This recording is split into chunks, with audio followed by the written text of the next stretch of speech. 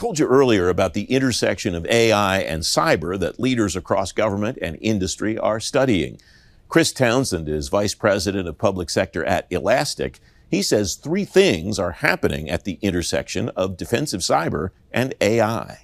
So the first is we've always had machine learning and AI to detect new threats and new vulnerabilities and looking at patterns and heuristics in data to predict what the new vulnerability is and what the new attacks are. So identify the next zero-day threat, if you will, by using some intelligence in ML and AI.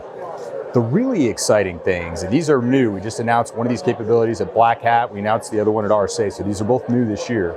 The first is a capability we call AI Assistant.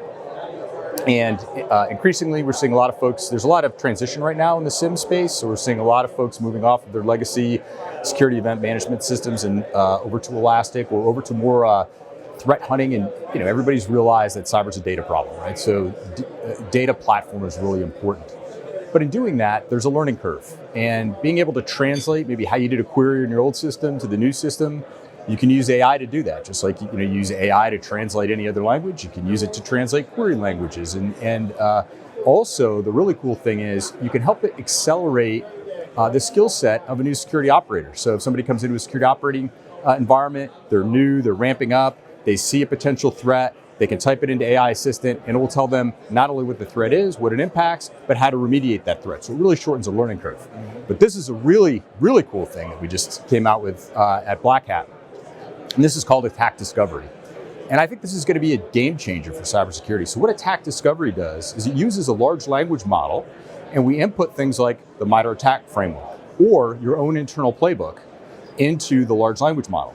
Then when the cyber operator comes in the morning, and they have a whole list of events, right, that they have to sort through and figure out, hey, what are the most priorities that I have to focus on? What is my environment most vulnerable to? And what should I work on? And then what correlates with other potential threats? And how could this impact my environment? And then how do I remediate those? And how do I generate tickets?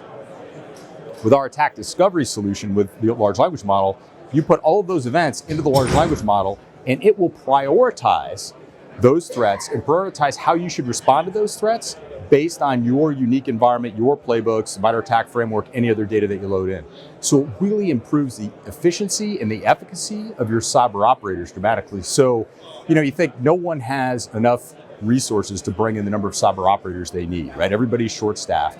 This really improves the efficiency of your existing cyber operator staff, helps them remediate threats more quickly, prioritize more effectively, and overall improves the security posture of your environment while reducing your cybersecurity costs and improving efficiency. So really cool stuff that we're doing with AI. What should agencies be thinking about now about how they're using artificial intelligence in their cyber operations, cyber defenses in particular?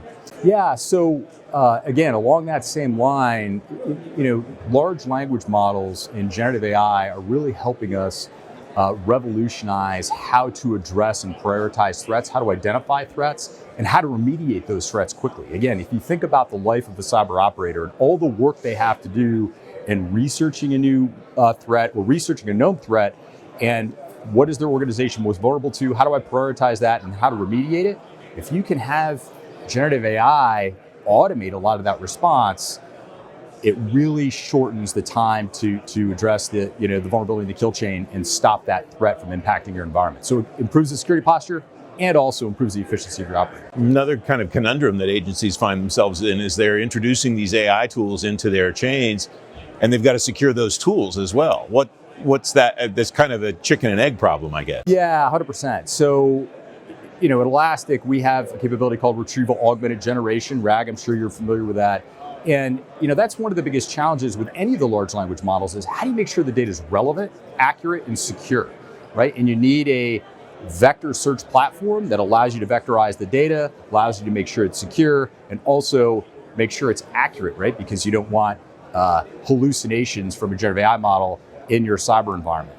Elastic has what we call our Elasticsearch Relevance Engine that allows you to feed just the data that model needs to understand so it doesn't hallucinate, gives you accurate data, and we allow all of our security parameters, not a field level security, access level security. We provide all of the security around the model itself as well. Chris Townsend of Elastic.